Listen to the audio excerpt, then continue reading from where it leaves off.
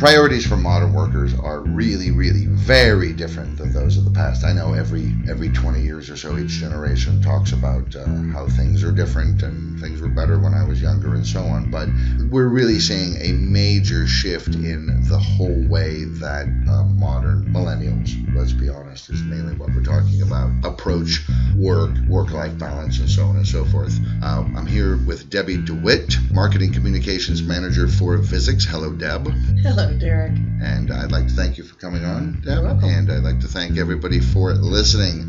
We're going to talk about the modern workforce and how it applies to digital signage.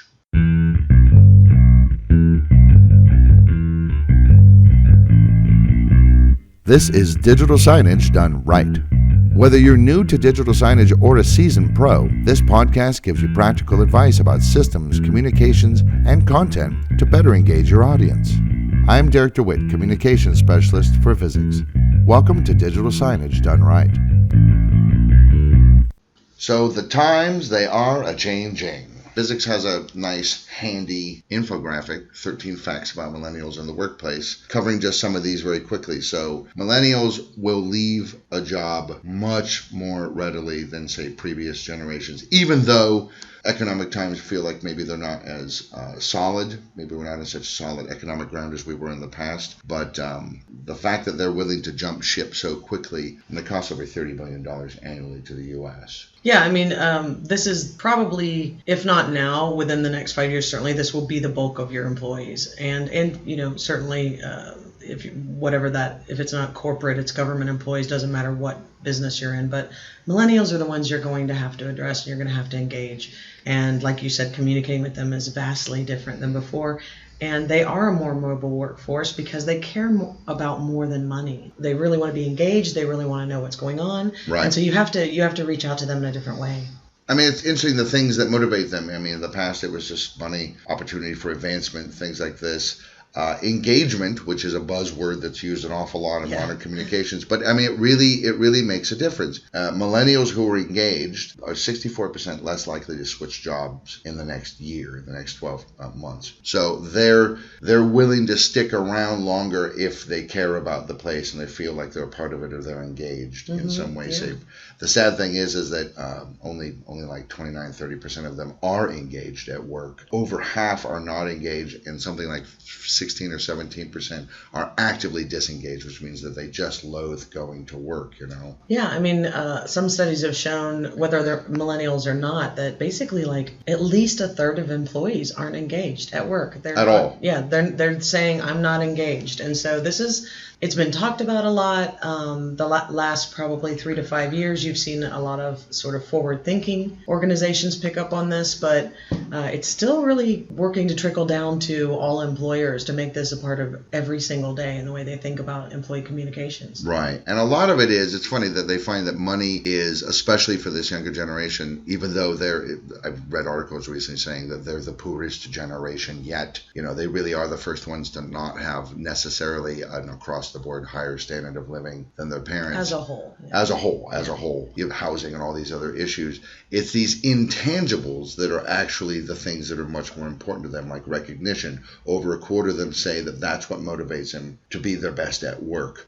Flexibility. Well over half of millennials say having flexibility, which means I can come in at different times, I can work from home sometimes. This actually makes them more productive. About half say it makes them happier, and about 20% of millennials say flexibility is the single most important benefit a workplace can offer them. Right. Which is quite interesting. Right. Well, and if they're happier, they're more productive. I mean, that's studies for decades. Yeah. Obviously, professional development is very important. They're young. They're trying to gather more skills, improve their lives, and eventually when they have families, their families' lives. I mean, something like 87% of millennials say growth opportunities and professional development opportunities, training, and so on is something that's very, very important to them. But they also like collaboration. 30% of them want to have collaborative workspaces in the workplace. Around half of millennials say social tools being used for workplace collaboration are very important for them.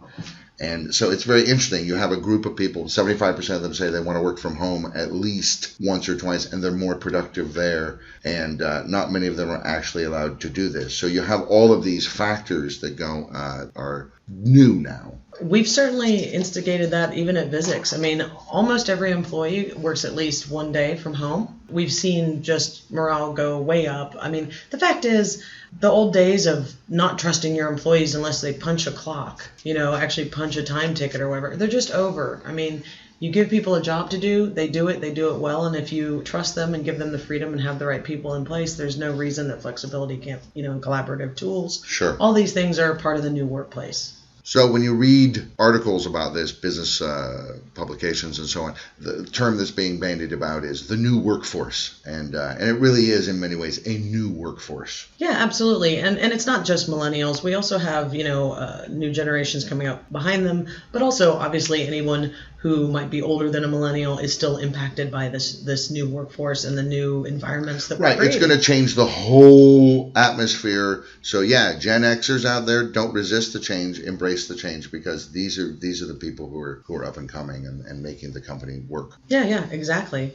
For the purposes of you're tuned in for digital signage, I mean, basically what this means is these new priorities have to be addressed in your communications. And this is true for all communications. I don't care if you have an intranet or you're doing emails or an internal newsletter. Even if it's external, you still should appeal to these type of things. If your industry is dealing with workers, they all have these priorities. So you can really tap into this because, as we harp on this constantly, you have to show something people care about. Right. So you really need to tailor your digital signage messages, to hit these priorities. So I've come up with 9 different priorities that we're seeing in this new workforce that we can talk about. Okay, well, let's go over these one at a time. So first one here is individualism. Individualism is basically, when it comes to digital signage, certainly touchscreens are where this is a big part of this, because you want to make people feel like that message or that experience is just for them, that they're finding a sense of discovery, they make a personal connection to it. A lot of this has to do with the web, but mainly smartphones and things. There are studies that show that no one uses a website the same way as someone else. No one uses an app or a smartphone the same way. And so individualism is really about letting someone search for and access information in their own way. Right. And I realize if you've got a sign on the wall that's just showing a playlist, that's hard to do. But the call to action can play into that. Let them then go out to a website where they can search for more information in their own way. When they feel like it. Yeah. Exactly. Mm-hmm. And this is very important with interactivity. If you're using a touch screen, the way you navigate is different than anyone else. The different levels of information you can put on there so people have options. One person's very interested in just getting from here to there, so it's wayfinding, but another person is very interested in, say, the history of your college, and so you can have that. Mm-hmm. So it offers different levels of discovery, and there's actually like a feeling of accomplishment because you've navigated that in your own way. Yeah, that's true. And this ties into this whole notion of giving communications audiences a more consumer-like experience. This is how they're interacting with information on a daily, hourly basis, And I think social media is an element in this too. And social media is like everybody uses it individually, but it's used to connect to other people. And, like a lot of the time you see people staring at their phones. You just kind of think, what are they doing? You stare at your phone. And then you stare at your phone to see what they're doing. But very often it's because they've just posted something and they are waiting for reactions or likes or something like that, Yeah, absolutely. I mean, the basics of this is that one size fits all push communications. They're just not appreciated anymore. Number 2, impact. Yes, this is really about impact on the world, on the community, on the business, on their department, on their team. It can be various levels, various circles, if you think about it, going out from that individual. They want to know their impact on what's happening. So when it comes to digital signs, you're going to want to obviously let them know what's going on in their community. As far as the world, it's not just news. It's, if you're doing a recycling program, that is a very, broad topic, and it's affecting the world. And so people want to know about that. You can just basically reinforce the fact that we know that you are not in that cube in a bubble. We all know that we're part of something greater. And as I said, it can be anything from team to department to building to campus to state to, to city to state to country to the world. Continental. To the universe. Yeah, exactly. I mean, it's basically just understand that, everybody has a life outside of work. So appeal to it. Right. And I'd also say maybe it's even maybe when possible, and I know we're always saying try and keep the amount of text and things that you put on in a particular digital signage message low, yes, like please. 20, 25 characters. The 3x5 rule and so on. However, you can create a message that then has a follow-up message. I even see this happening now with news tickers on CNN and stuff. It used to be just a headline and then a second different story.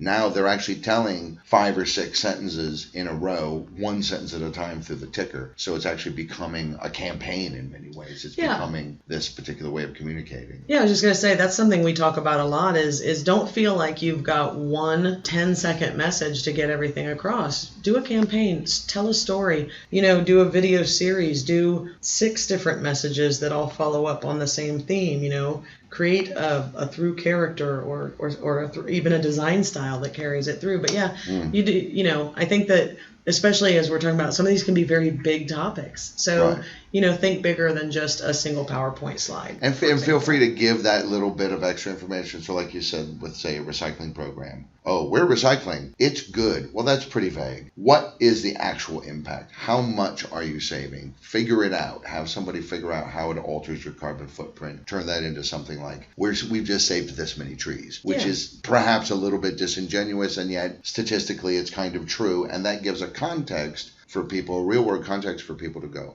I assisted today in saving 15 trees. I'm a good person. Yeah, I mean, we talk about KPIs a lot, and KPIs don't always have to be, did we sell what we wanted to sell, as much as we wanted to sell. It doesn't have to be always business related. It can certainly be green initiatives. We've recycled this many pounds. It can even be, we've contributed this much to charities this year.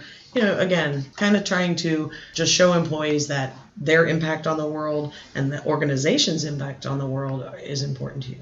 And we're moving forward. Okay, next up we have morale. Happy workers are just better. They just do better work. They are. I'm not going to go into a ton of stats here, but anybody can look up online that there are all of these that happy employees are more productive. It actually leads to your bottom line. It leads to less turnover, all of these things. But, right, well, when we said before, flexibility, collaboration, opportunities for advancement, training, growth, learning new skills, these are very important. Yeah, absolutely. I mean, the day of the paycheck as the only thing that matters is just over. People want to be encouraged and recognized in different ways. Morale can be as simple as having a food truck come in, once a week. It doesn't always have to be, hey, you did this, so we're going to give you this. You can also just, build morale constantly. This is probably the top priority for human resources professionals around the world is how do we keep our people happy? How do we keep morale up? And there are a lot of different ways to do that. I'm not going to go into what HR professionals need to do, but anything you're doing... That's a different podcast series. But anything you're doing on that front, put it on your signs. Show the successes. Ask for suggestions, and really... more than just casual Fridays. Exactly. But also, all of these tie in together. We're going to keep overlapping as we talk about these 9 things. But again, morale is also understanding they have a life outside of work. You have a bunch of people who love wine, put up wine club announcements or something. I'm just saying, find out this just got Wine Spectator Wine of the Year. Interesting. Right. Find out what makes your people happy and advertise that. I mean, it's really that simple. All right. What about flexibility? We've talked a lot about flexibility. I mean, desks ain't cheap, man. I mean, I think what's the average cost of a desk? Something like $10,000. $10,000 a year, but that's an old stat. As prices go up, it's probably more now. It also depends on technology. How tech heavy that desk needs to be for the person to do their job. But yeah, flex time. I remember when this was a crazy idea. I mean, quite frankly, there was an old movie for those of you who are much younger than me called 9 to 5, where this was introduced. And this is a movie from, I think, it's early 80s or something. But it's Might like even be late everybody 70s, looked yeah. at that and said, oh, wow, what a utopia. Wouldn't that be great if? And it's now the norm. Like, people are, like I said, we do it here at Visix. People are used to being more flexible. Also, people are more mobile. Travel is cheaper. You do have, more people traveling for work. And so you've got a mobile workforce, whether, it's just working from home one day or whether they're on the road. So that's something to think about, that, as you said, millennials are very focused on this. So it's not so much like advertise, flexibility is, but certainly keeping people abreast of the fact that you support that you do offer hot desking or office hoteling, whatever. If you've got, a schedule of people who are working from home, well, let everybody else know that. Have a you guys have this here in your main room here at Visix, an out of office interactive screen element. You tap and it shows everybody who's at office today. Yeah, and that means it doesn't mean you're out of touch. It just means I'm working from home. But flexibility, like every other benefit, I will say you want to advertise those. I mean, everybody knows the benefits package is huge. And flexibility is now becoming an expected benefit at work. It's like, I need health insurance. I also need flexibility. Of course, I have flexibility. Are you crazy? People have children. I need to be able to alter my schedule if need be. So it's flex time, it's flex hours, flex days. But it's also, like you said, it's leading into the next one, actually, is collaboration. Right. You can combine these two, because really that flexibility also leads into technology that allows you to collaborate with people whether you're here or not. Right. And I think both of these show that management has a certain amount of trust. We trust that you're not going to screw around and then bill us for it. Of course. We trust that if we get out of the collaborative process, we give you a task and a goal, you'll reach a consensus together somehow. Yeah. Exactly. And our fifth point of collaboration, a lot of people are like, if I'm going to reach that goal, I want to work with others. It's no longer the data entry person who's just, okay, I have to get through these 60 lines or whatever today. People want to collaborate. And that's you can do that in a lot of different ways. And you show that on your screens by really promoting collaboration. Again, through KPIs, showing team progress, showing team accomplishments. But also it can be as simple as making suggestions for, like, one of the great, innovations in the last few years is the 5-minute stand-up meeting. It's sort of a newspaper offices do this. It's small meetings throughout the day, checking in with a team, saying, what are we doing? Do you need help? Where are we at? Everybody good? Kind of thing. Instead of getting in a room once a week for an hour and having everybody sluggish and sitting around, it's more energetic, and you can bring more people in or fewer people in as you need. You can invite other departments, cross-department things. So collaboration is extremely important to this workforce. I think part of it is that, like you were bringing up, social media. It's collaborative. Even the BBC, about half of most articles is simply reporting there was a tweet, here's that tweet. Right, or you see on every news story, are you, something happened in Norcross. Are you in Norcross? Tell us about it. So we're crowdsourcing so much today. Wow, crowdsourcing news is collaborative. In certain events too. I mean, what we saw in Egypt a few years ago and other things like this stuff there are no reporters on the ground, but there are hundreds of people with smartphones on the ground seeing what's happening, tweeting it. That's how the outside world's finding out that it's happening. Yeah. So, I mean, it's collaboration and crowdsourcing go hand in hand. And as far as on your digital signs, basically, encourage collaboration, advertise opportunities for collaboration, and recognize collaboration. It's really, those are three things that you may not have thought of putting up. And it creates a sense of community. And, there's an interesting statistic from the Economist Intelligence Unit a few years ago. 54% of employees of all age groups said that a strong sense of community at work kept them at a company longer than it was in their best interest. They knew that they weren't going to advance. They knew that the salary was too low. But they just had another baby, but they just loved being there. They felt like they were part of something, and it just made them stay longer. Yeah, that's a strong stat, because again, you want your employees to be happy so they stay with you. Yeah, and I think an element of that too is adaptability. Like the organization needs to be a little bit adaptable too. You can't just pay lip service to collaboration and flexibility and things like this. Oh yeah, I think that's true. Yeah, no, we take your opinions on board, and then you don't. That's true of everything. That's true true. That's communications 101, is don't communicate something and not follow up on it, stand by it. Right. You have to do that. And actually, that leads into our next point. Thank you very much, Derek, which is transparency. Yes. Again, we've talked about this a little bit. We have another podcast about different generations, and we talked about this being something that's come in. And it's basically, it's not new. Now it's the norm. Transparency. We expect transparency from the employer, the organization, the government office, wherever, the hospital, whoever your employer is. You expect to know what their goals are, what's their mission, what are they trying to do, what KPIs have they set for themselves, and then you expect them to tell you, how are we doing against that? People really want to know. Again, this goes into that sort of being part of something bigger. They feel like I need to know how I impact it, but I also wanted to make sure you guys are following up on what you've told me. Right. Well, and I'll say, it's interesting in the States, if you look at statistics on things like, hey, do you know your company's core values and things like this? Outside of the United States, it's higher, but in the U.S., it's less than 50% of people even know. Over half of American workers, when asked, what's the purpose of your company? Mm-hmm. They say, to make money. Like, that's it. That's the only thing that's in their head. They don't know. Outside, like in Europe, it's something like 60% know that there's something. I haven't seen any statistics on how many people believe those key values. They might think it's just plain lip service. But this is important. I do take exception with that. I don't think when a company goes through the process, we've written a mission statement and values, and we look at it every year. It is not just handing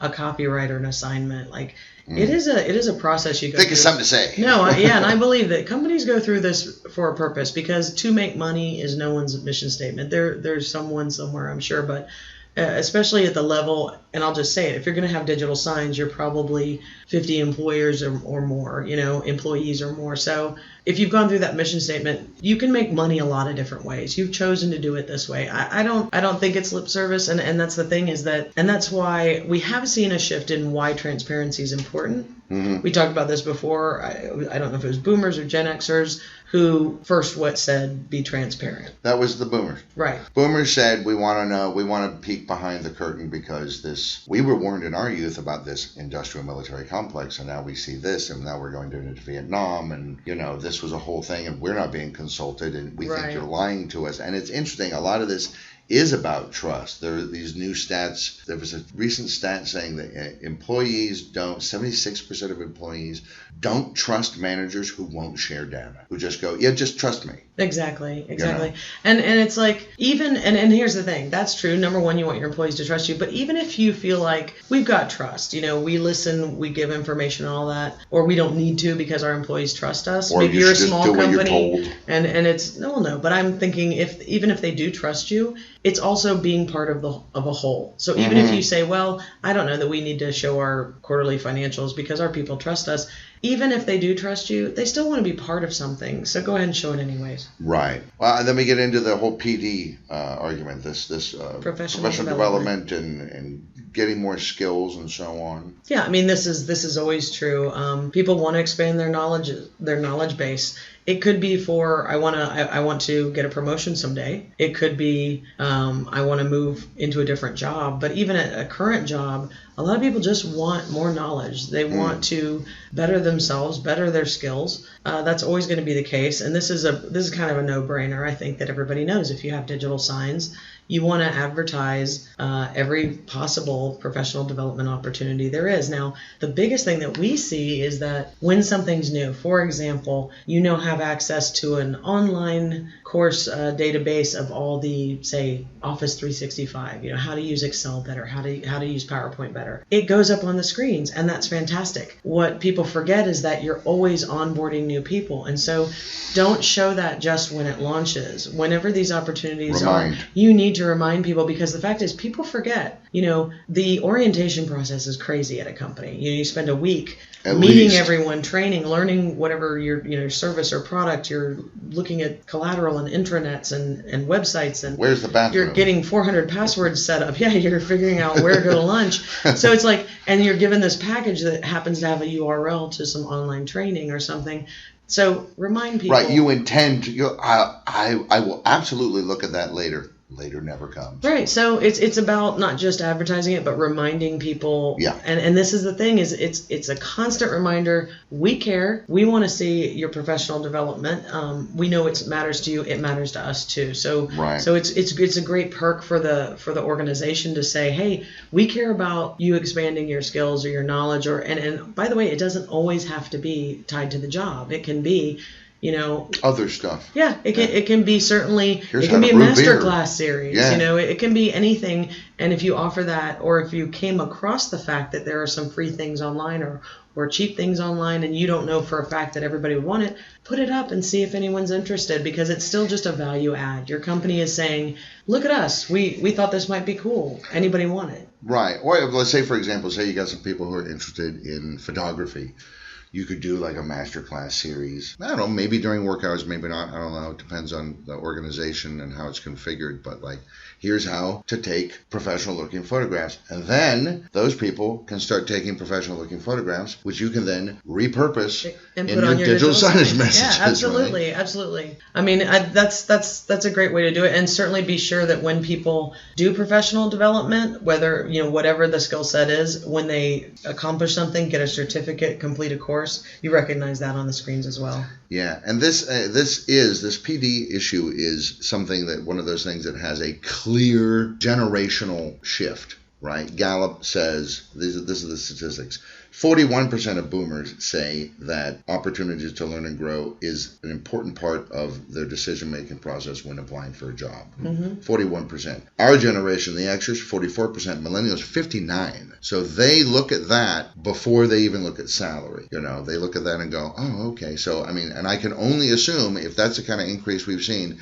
this Gen Z that's coming up behind, it's going to be 70, 75, 80%. So it is incumbent upon organizations to offer this. Yeah, and I think that all of these things we're talking about, you've seen there's an evolution of, they come into the zeitgeist at some point, maybe with boomers or Xers, and it's something new. And then the next generation goes, oh, this is a great perk that they offer. And then the next generation comes in and goes, this isn't a perk, this is expected. This is a benefits package, basically. Right, yeah, that's true. So basically that's what happens, is that the things that used to be the new becomes old. A dream and then became a perk, they're now part of the benefits package. So, and that leads into our next thing, which is perks. Perks. Exactly. Incentives. I mean, you can have at work incentives, right? Like, you can have on-site daycare is something that's popular. You can have as basic as chill out spaces or free lunches. Right. Or again, we were talking about the professional development. We've got all this online learning that we're paying. We'll pay for it.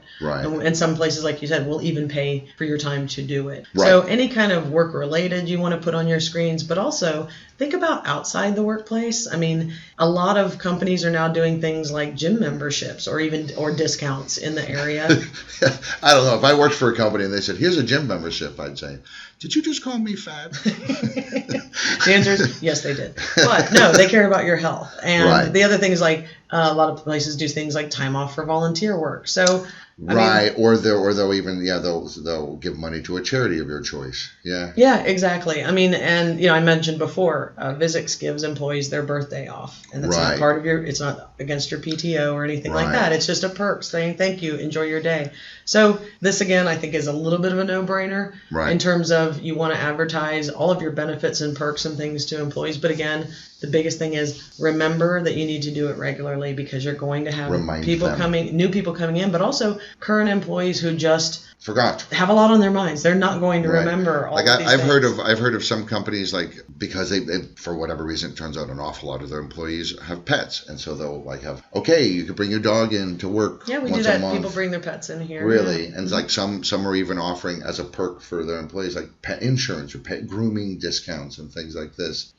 So it just adds this feeling of, so again, why remind people? Because Abdel didn't have a pet when he first started working here, and now 2 years in, he's now got a pet, and he remembers, now it's relevant to him, and he takes advantage of that perk. I think it's important that you're not only putting out what you think is good for people, but also survey your employees. Survey the people and say, what are your interests? Because, like, again, if you're offering, I can't even think of, if you're offering wine, a discount to a wine bar nearby, and you find find out you've got a bunch of beer drinkers, change it to the pub. But Yeah. That's the other thing is your perks. That's another HR focus right now is that they're very focused on tweaking these benefits and perk packages to really appeal to whatever generation and skill set that you've got in the workplace. Right. And you said like gym memberships, that obviously ties into something that's very much on millennials' minds, wellness. Yeah, absolutely. It's funny because this is the one that companies don't necessarily think about this as much. Whereas that's your problem. Hospital is absolutely advertising this. Schools are absolutely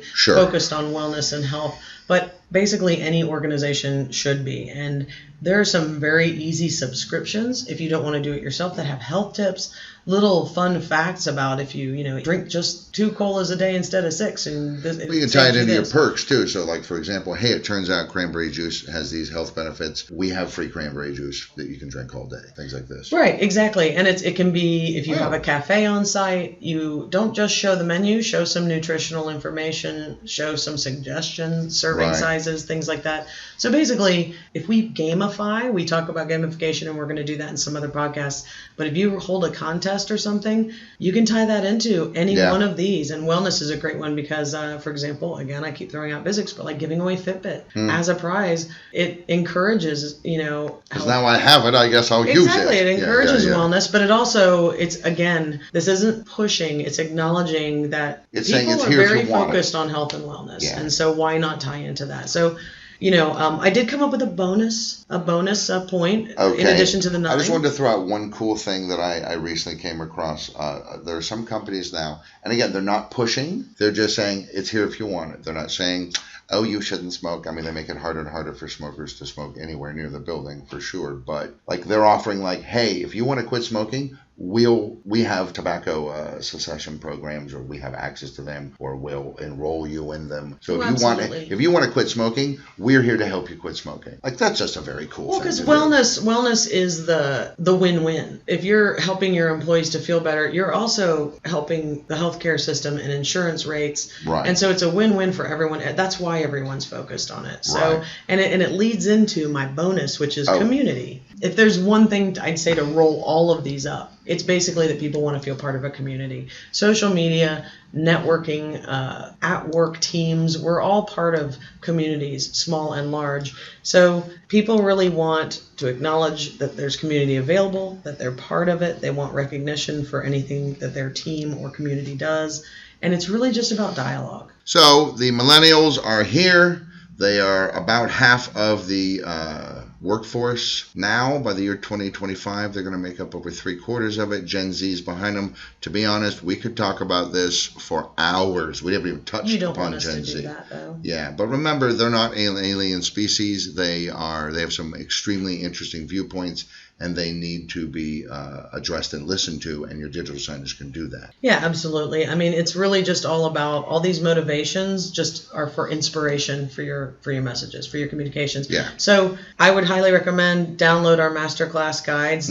We go into a lot more detail and actually give more actual specific examples of how you can turn these into messages and things. Right. So obviously we're going to have more podcasts that go into some more details on some of the things we touched on today. And I just think maybe we need to do one about Gen Z soon because they're about to enter the workforce.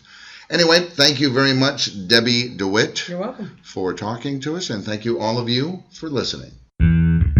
Hey, want more free stuff? Then head to the resources section of Visix.com for free masterclass guides, blogs, videos, and more to help you with your digital signs. Please share, subscribe, and leave a review of this episode and connect with us on social media.